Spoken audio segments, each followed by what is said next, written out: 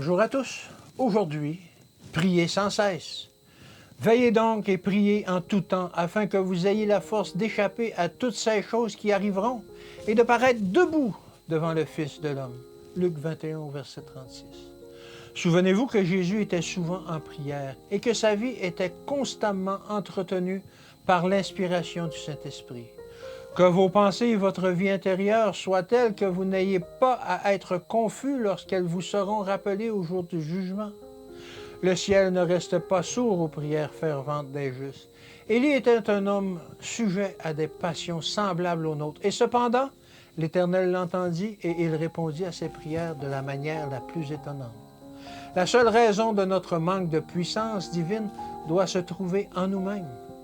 Si la vie intérieure de ceux qui proclament la vérité leur était présentée, ils renonceraient au titre de chrétiens.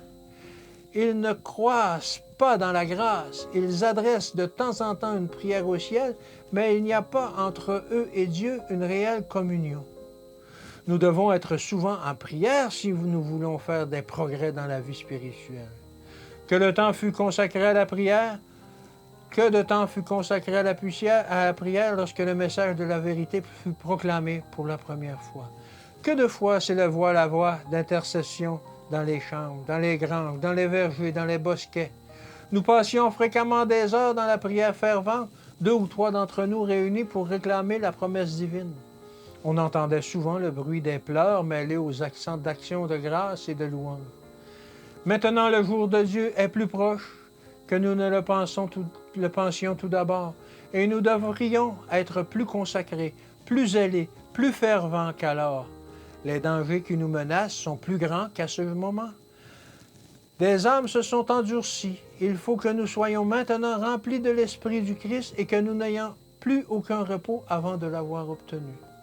Prenons l'habitude de parler au Seigneur, que notre cœur monte sans cesse une prière silencieuse, afin de recevoir la lumière, la sagesse et la force dont nous avons besoin, que chaque respiration soit une prière.